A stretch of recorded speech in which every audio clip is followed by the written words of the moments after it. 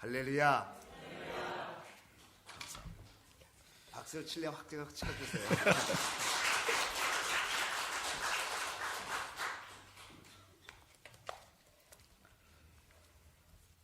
우리 잠시 기도하겠습니다.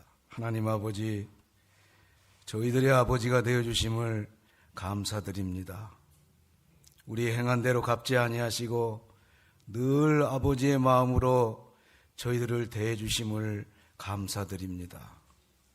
또 죄 없으신 아드님을 희생 제물로 보내셔서 거룩한 보혈의 은혜로 우리의 삶 가운데 날마다 구원을 새롭게 하옵시고 우리를 홀로 두지 아니하시고 하나님의 거룩한 영이시며 진리와 위로의 하나님의 인격이신 성령님 저희 안에 보내주셔서 저희들과 늘 동행하시고 함께하시고 공급하시고 인도하시며 주 안에 사귐 있게 해주심을 감사를 드립니다. 오늘 이 시간 우리가 하나님 말씀을 함께 나누기를 원하오니 말씀을 전하는 자나 말씀을 듣는 우리 모두가 말씀에 깊고 풍요롭고 크신 은혜 가운데 하나 되게 하옵소서. 예수님의 존귀하신 이름으로 감사하며 기도 올리옵나이다. 아멘. 할렐루야. 제가 목소리가 갑자기 좀 이렇게 가라앉았어요. 그래서 좀 이해해 주시고 그 대신 좀 짧게 하겠습니다. 이렇게 우리 소망교회 여러 교우님들과 함께 말씀을 나누게 돼서 하나님께 감사하고 또 초청해 주신 목사님과 또 여러분들께 감사드립니다. 제가 우리 소망교회 이렇게 오게 되면 늘 감사하고 또 하나님 앞에 감사하고 또 목사님의 말씀 속에서 또 함께 예배하던 중에 적지 않게 위로를 받아가지고 선교지로 다시 힘을 얻어 나가곤 했습니다. 제가 선교사로 나갈 때 첫 번째로 후원해 주신 시작해 주신 교회가 우리 소망교회입니다. 선교사를 준비할 때부터 함께 기도해 주신 거죠. 그때 참 어려운 때거든요, 사실은요. 그리고 첫 번째로 파송해 주신 교회가 우리 소망교회입니다. 벌써 17년 많은 시간이 이렇게 흐르게 되었는데요. 이렇게 강단에 서고 보니까 처음 파송 예배 드릴 때 제가 우리 교회 앞에 여러 성도님들 앞에 인사 말씀 드리면서 말씀드렸던 기억이 납니다. 여러분, 제가 하나님 앞에와 여러 증인들 앞에서 성실하고 충성된 복음 전도자가 되겠습니다. 이렇게 말씀드린 기억이 새롭습니다. 사실 저는 선교가 뭔지 잘 모르던 사람이었어요. 선교지에 한번 나가본 적도 없고 또 선교를 전문적으로 학문적으로 연구한 그런 사람도 아니고 정말 지나놓고 보니까 선교의 선자도 모르던 그런 그냥 하나님 앞에 선교사로 나가면 철난 자식이 부모의 마음을 좀 이해해 드릴 수 있는 것 같은 그런 느낌이라고 할까? 그런 심정을 가지고 하나님 앞에 그냥 순종하고 선교사로 나가서 선교를 하다 보니까 선교사가 된 그런 사람이라고 할 수가 있겠습니다. 여러분, 제가 선교사 같이 생겼습니까? 예스면 예스, 노면 노라. 선교사보다는 조금 잘생기지 않았습니까?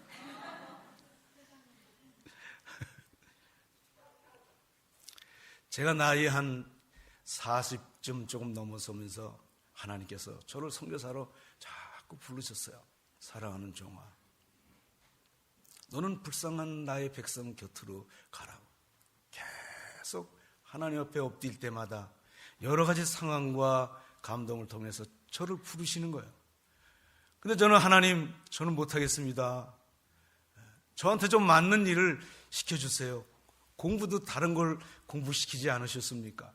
그러면서 제가 1년 동안 기도했습니다. 버티는 거죠. 이 뉴욕을 떠나는 것도 엄두가 나지도 않고.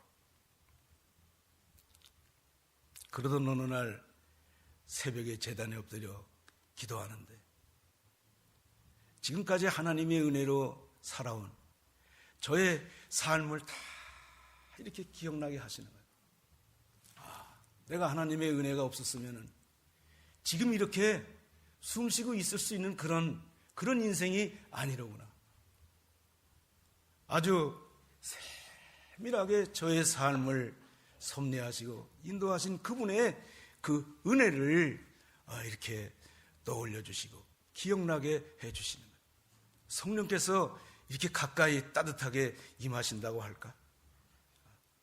내 인간성, 나의 그 인격에 이렇게 막 깊은 감화를, 어떤 내 삶을 이렇게 한번 돌아보면서 깨닫게 하시는 그런 은혜라고 할까? 그 새벽 시간은 어떻게 보면 제 삶의 전과 후로 나누는 그런 정점이 되었다고 할 수가 있겠습니다. 하나님의 부르심에 다시 응답하는 호렙산에 서 있는 그런 모세와 같은 그런 심정으로 저와 저의 삶을 하나님 앞에서 돌아보는 그런 귀한 그런 은혜의 시간이 되었어요.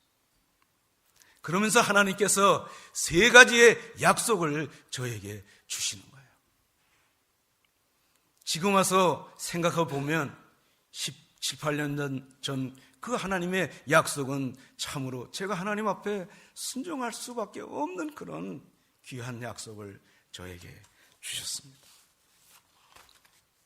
사랑하는 조각,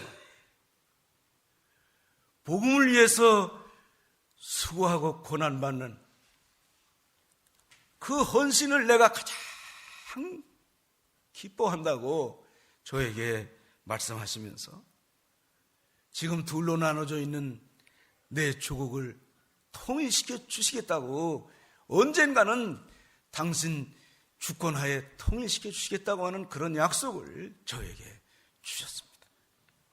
그것도 피 흘리는 전쟁이 아니라 전격적인 은혜로, 하나님의 은혜로 주시겠다는 그런 강한 그런 의지를 저에게 감동하셨어요.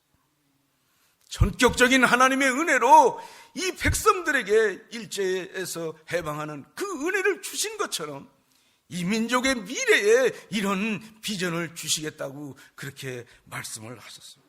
그래서 저는 하나님 앞에 주의 제단에 다시 드리는 그런 선교사가 돼요. 그래서 선교사가 된 겁니다.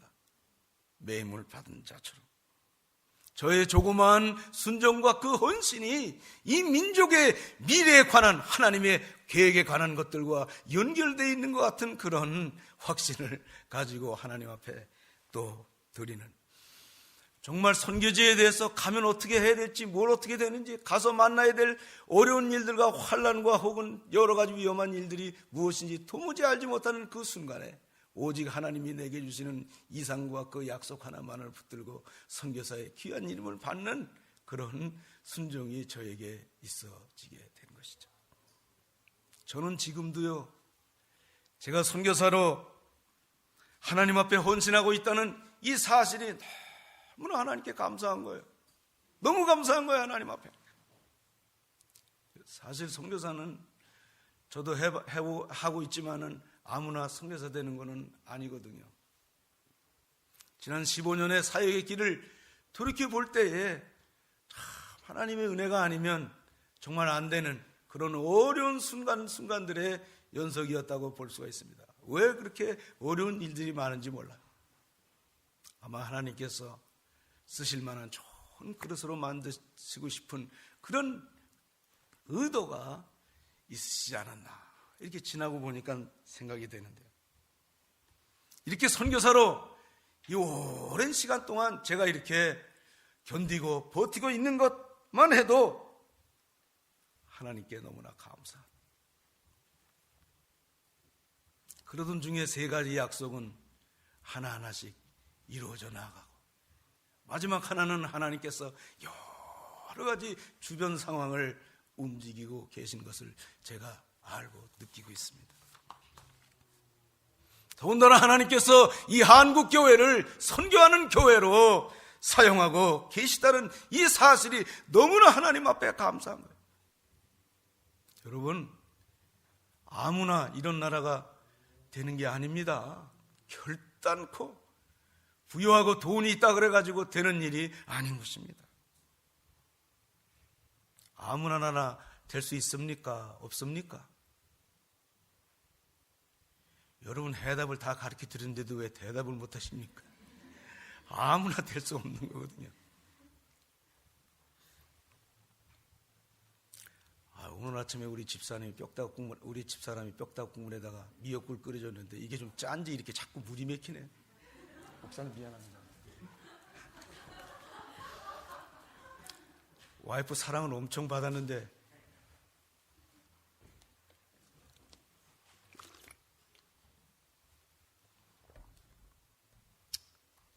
복음의 빚을 비고 도움받았던 것을 기억하고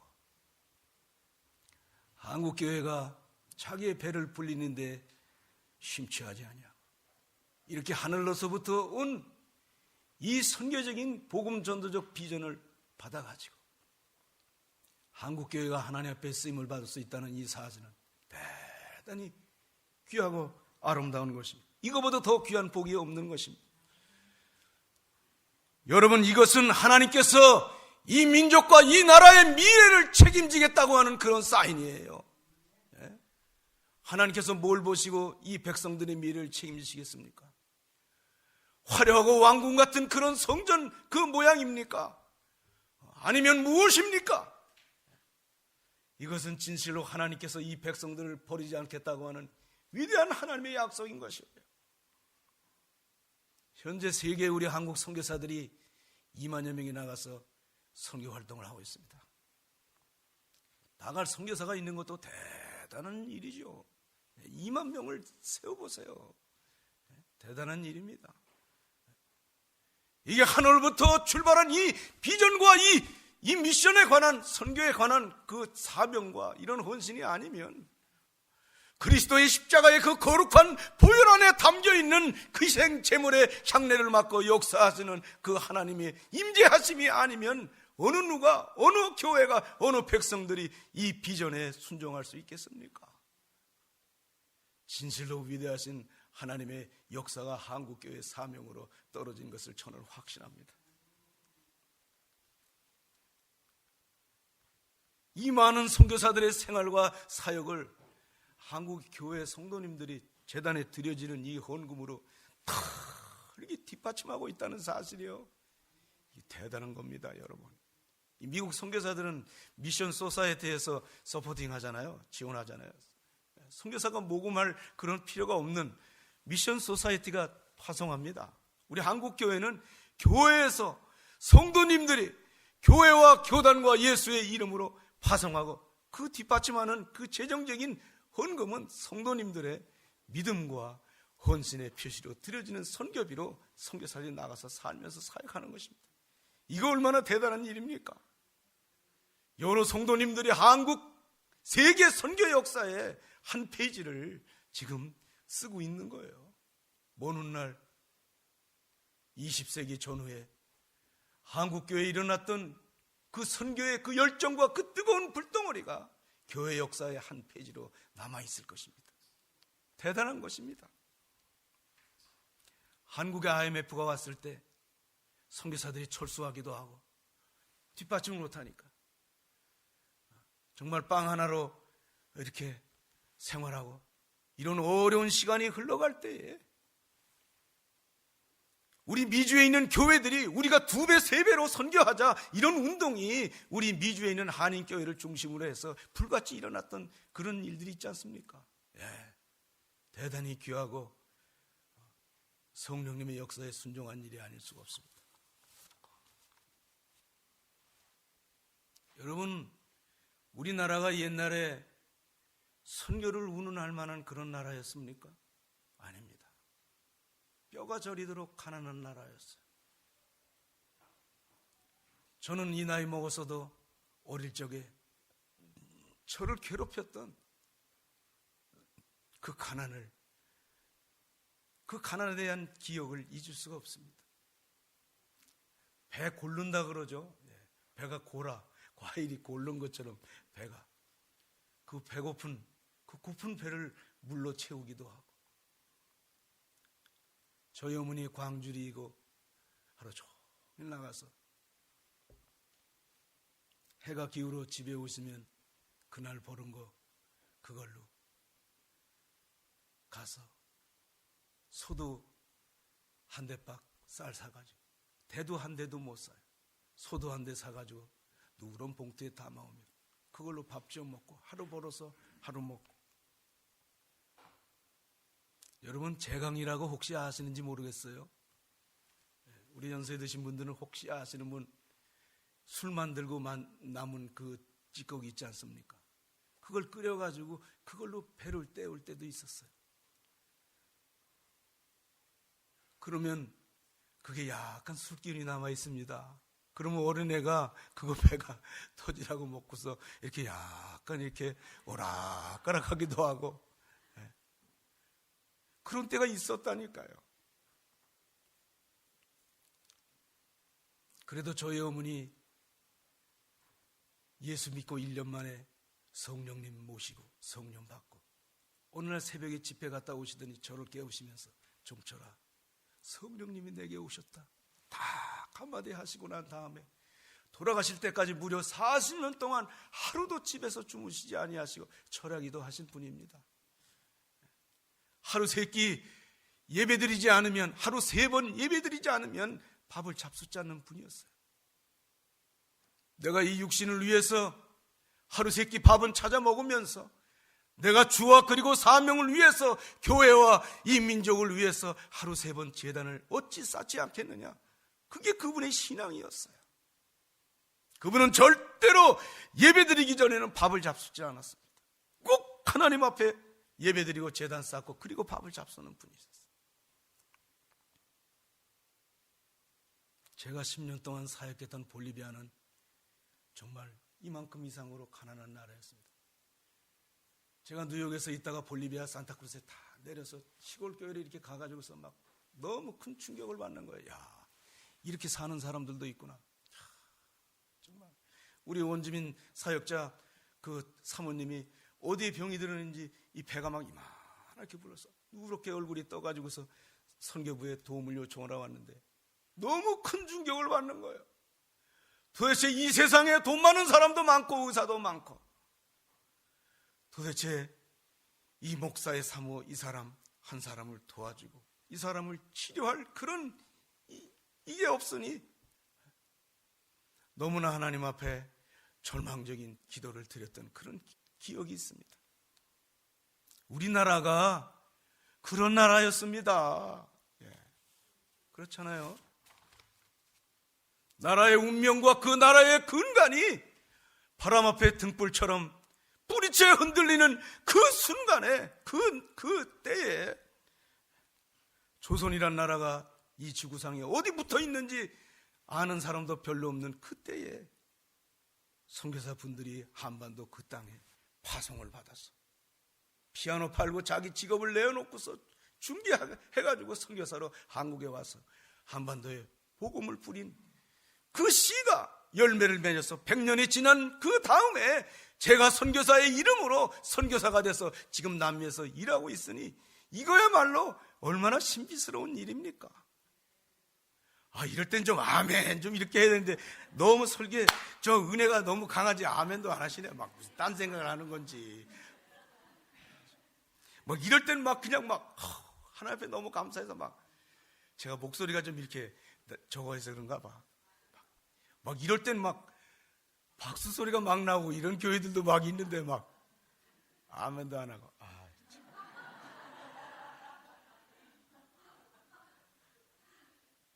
저는 참 그게 신기한 거예요.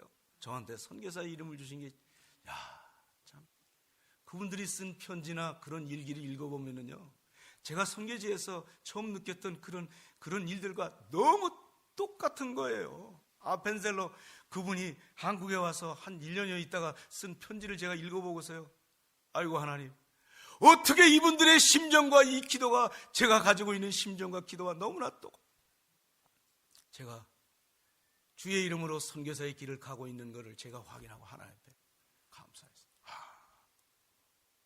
이게 복음의 진 빛을, 우리 한국교회가 진 그 빛을 나도 모르는 사이에 내가 선교사로 나와서 갖고 있는 거구나, 이렇게 하면서 하나님께 막 감사했어요. 저는 지금도 한국에 이렇게 공항에 가끔 이렇게 들어가면 막 들어갈 때부터 막 가슴이 찡합니다. 감사하고 하나님 감사합니다. 이 백성들이 이 나라가 이만큼 살게 해주신 것을 감사합니다.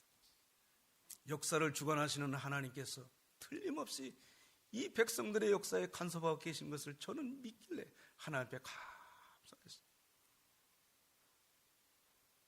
선교사가 선교지에서 더 고군분투하고 고난당하는 자가 있느냐? 그 위에 하나님의 영광의 영이 머물러 있느니라라고 말씀하면서 너는 나와 함께 복음을 위하여 고난을 함께 받자고 말씀하신 그 위대한 사도들의 그 발자취를, 그 신앙의 고백을, 이 정신상태, 이 스피릿이 이렇게 하나님이랑 이렇게 딱 연결돼 가지고 하나님께서 쓰시기만을 원하는 그런 기도를 주 앞에 이렇게 하게 하시는 거죠. 여러분, 제가 사역하는 그 우루과이는 정말 선교하기 너무나 어려운 나라입니다. 그래서 하나님께서 저를 보내셨는가 했던, 훈련을 시켜가지고 보내셨는가 했던, 너무나 어려운 그런 나라예요. 브라질이랑 아르헨티나 그 사이에 끼어있는 조그마한 나라인데요, 정말 영적으로는 그냥 이렇게 버려진 그런 나라예요. 그래도 칠레나 볼리비아, 파라과이, 아르헨티나 다 그래도 교회들이 많이 세워지고 복음적인 그런 역사들이 개종하는 신자들도 많이 있고 한국 성교사들도 많이 나가서 사역하고, 이 우루과이만큼은 어떻게 그렇게 이 땅은 이렇게 파묻혀 있듯이 조용하게 그냥 있게 되었는지, 참 신에 관한 흔적들은 다 쓸어버리고 물질 만능주의의 무신론의 나라가 되어버린 너무나 특이한 그런 나라인 것입니다. 제가 선교사 나가서 찾아오는 사람들도 별로 없고 한국 사람들도 별로 없고, 우리들이 된장, 간장, 뭐 고추장 이런 거 배 타고 가서 아르헨티나 가서 사 먹어야 됩니다. 그래서 가서 순창 고추장 한 2옥 이렇게 사오면은요, 이제 한동안 먹겠구나, 이렇게 마음이 뿌듯합니다. 하선정 멸치 액젓, 여러분 웃을 일이 아닙니다. 웃기자고 한 얘기가 아니에요. 이거 깨보세 한 봉지, 새우젓 넣은 달걀찜이 너무 먹고 싶어가지고 새우젓 조금 이렇게 숨겨서 들어오기도 하고, 어떤 때 된장이 이렇게 걸렸어요, 세관에서. 이게 뭐냐? 갑자기 생각이 안 나는 거예요. 아휴, 뚜껑 열어본 냄새 때문에 그냥 쓰레기통에 들어가는 겁니다. 이거 코리안 잼이야, 코리안 잼. 니들 빵에다가 땅콩 잼 발라먹지? 코리안 잼이야, 코리안 잼. 색깔도 비슷하잖아요. 코리안 잼? 오케이 해가지고서 패스. 그 된장, 간장 식탁에 이렇게 올려놓고서 꼭 전쟁에 승리하고 돌아온 전리품을 이렇게 진열해 놓고서 자축하듯이 하나님 또 한동안 이렇게 지내게 되었습니다. 이런 이야기는 그냥 하나의 거기서 있는 그런 하나의 현상일 뿐, 저희들이 치열한 그런 영적 전투적인 사역은 지금도 계속되고 있습니다. 제가 장로교, 감리교, 성결교, 침례교, 하나님의 성회, 순복음교회 교단을 초월해서 우루과이의 첫 번째 파송된 목사, 한국 선교사로서 목사 선교사입니다. 제가 첫 번째. 그러니 우루과이가 얼마나 이렇게 제외된 그런 땅덩어리입니까? 그러나 하나님은 약한 자를 드셔서 강한 자를 부끄럽게 하시고, 없는 자들을 들어서 있는 자를 폐하시는 하나님이시잖아요.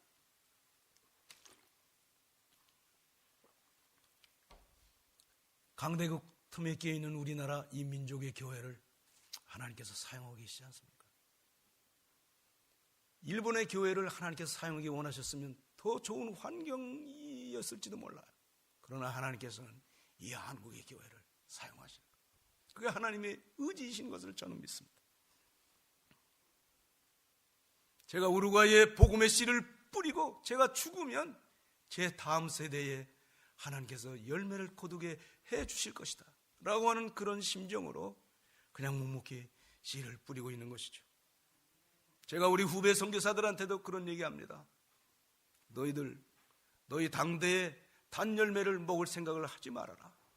그게 선교가 아니다. 선교는 그게 아니다. 선교는 죽는 사람이 있어야 비로소 열매를 맺는 것이다. 교회 안에도 선교를 위해서 죽는 사람이 있어야 교회 공동체가 선교를 할 수 있게 되는 것입니다. 참 선교를. 누가 주의 재단에 들여 죽을 것입니까? 주의 복음을 위해서. 거기에 참 선교사와 참 선교의 일들이 있다는 것이죠. 희생하는 사람들의 그 향례를 받으시고 하나님은 선교의 역사를 운행하셨어요.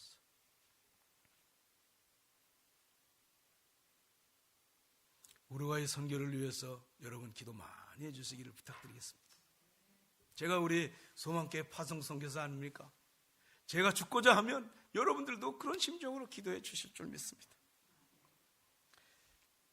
시간이 많이 갔으므로 제가 교장으로 사역하고 있는 우리 남미의 스페인 언어권 6개국 선교부에 60여 교회에 세워져 있는데 거기 선교사님들이 이제 같이 연합해서 60여 교회에서 배출되는 신학생들을 다음 세대의 목회자들로, 선교사들로, 전도자들로 길러내는 그런 사역을 진행하고 있는데요. 우리 신학교 교무처장인 칠레 선교사가 만들어준 영상 하나를 보여드리고 말씀을 마치겠는데요. 우리가 이제 2012년도 1월 달에 그동안 잘 공부가르치고 훈련시킨 신학생 13명을 졸업시키고 그들 중에 7명을 우리가 목사 안수해서 우리 남미 선교교단, 아직까지는 교단이 만들어지진 않았습니다만 우리 남미 선교교회의 정식 현지인 목사로 우리가 세우게 되었습니다. 그래서 우리 신학교에 관한 모습과 또 신학생들 열심히 공부하고 또 우리 선교사들도 또 애쓰고 각 나라의 모습들도 조금 이렇게 나오곤 그러는데요. 우리 한번 한 5분짜리 영상을 한번 보시고 말씀을 마치도록 하겠습니다.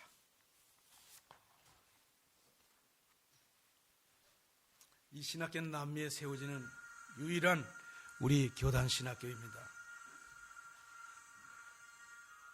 지금은 작지만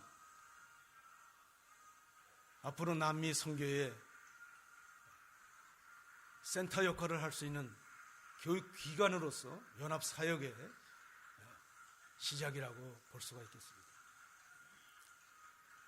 파라과이 선교센터에서 13명의 목사 후보생들을 졸업을 시켰습니다.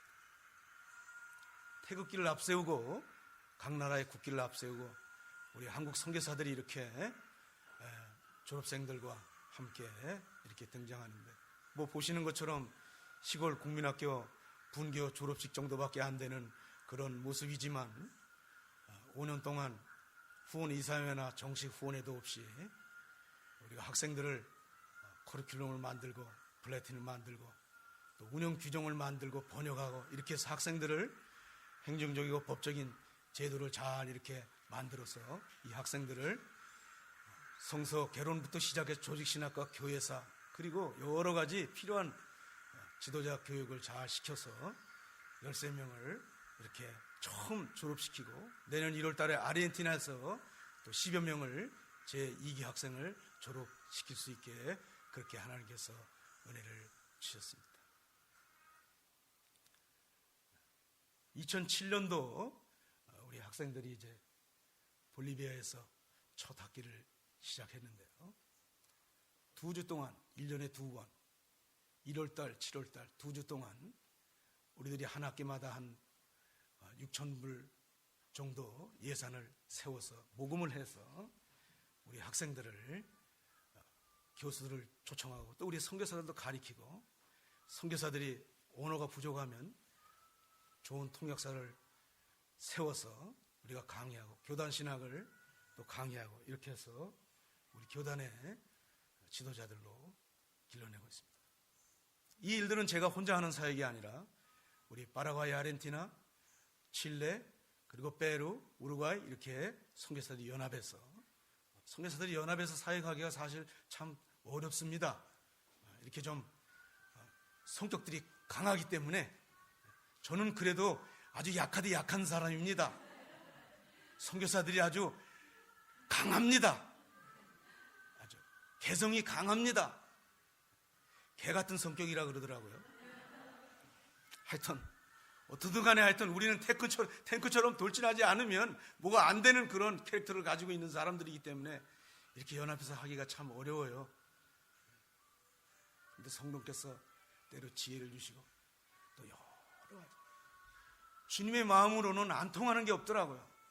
제가 주님의 마음을 품고 기도하면 하나님께서 장애물들을 하나하나 없애주시고 작게 해주시고 또 알게 해주시고 이렇게 해서 연합하고 또 연합하고 이렇게 해서 우리가 이제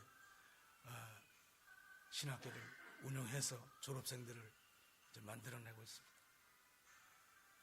그때 파라과이는 좀 장소가 선교센터가 잘 준비가 안 돼 있어서 교회와 장소는 있었지만 숙소가 좀 부족해서 우리가 군부대를 빌려서 이렇게 학기를 진행하기도 하고 그때 아주 굉장히 추울 때인데 이렇게 학생들이 즐거운 마음으로 또 이렇게 공부하고 파라과이의 아니발 목사 이제 대표 목사입니다. 파라과이 그 한인 교회에서 우리 신학생들이 이렇게 개강 예배를 드리고 있습니다. 군부대에서 우리가 파라과이 신학생들 비용을 절감하느라고 플랜카드를 못 만들고 종이를 나눠줬더니 이렇게 자기 나라 국기 색깔을 칠해서 이렇게 기념사진을 찍었습니다.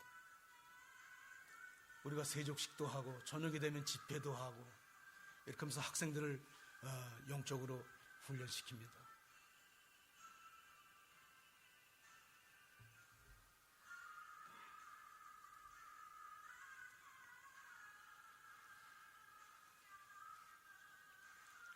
우리 남의 나라 땅에서 그 도시에 그 나라에 세워진 교회 지도자를 우리 이방인 선교사들이 와서 그들을 위해서 기도해주고 가리키면서 시스템을 만들어서 지도자로 이렇게 세우는 일들은 참 그 주님의 그 깨끗한 그런 그 십자가의 그 정신과 그리고 역사를 주관하시는 그 하나님의 역사하시는 그 성령님의 일들에 관해서 우리가 비전업을 하지 않으면 정말 이 사역을 감당하기가 참 어려운 그런 조금은 더 전문적인 그런 사역이라고 볼 수가 있겠습니다. 그래서 우리 선교사들이 머리를 맞대고 애를 쓰고 있죠. 좋은 목사들을 길러내야 좋은 교회가 세워지고 선교부가 왕성하고 결국엔 우리 남미 선교 교단이 창설이 되는 그런 일들이 이루어질 수 있기 때문에 우루과이에서도 2번이나 학기를 진행을 했습니다. 우루과이는 뭐 아무것도 없으니까 조그만 한인교회를 하나 빌려서 그 바닥에서 이런 방석을 깔고 학생들을 재우면서 여학생들은 조금 방에서 재우긴 했지만 남자들은 그냥 아무 데서 자라고 있어요. 신학생들. 그것도 훈련이니까. 그래서 아무데나 그냥 재우고 그래도 불평 한마디 없이 열심히 공부합니다. 학생들. 우리가 한번 이렇게 하고 나면은요 정말 우리들이 은혜 받죠. 우리 본부신학에 건물이 없으니까 우리가 기도하고 있습니다. 파라과이에 이제 우리 땅을 준비하고 본부신학교, 기숙사신학교를 위해서 우리가 기도하고 있어요.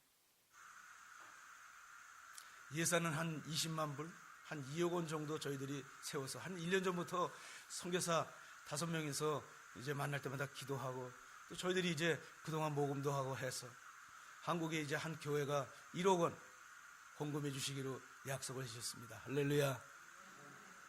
이렇게 또 한 교회에서 이렇게 또 이렇게 해주시니까 또 다른 큰 교회는 또 이렇게 나서지를 않더라고요. 자, 우리 같으면은 그냥 이러고 했어? 나머지 우리가 할게. 이렇게 딱 나설 만한 교회들도 그 교회에서 했어? 그러면 그 교회에서 알아서 해라 그래. 뭐 이렇게 하면서 이런.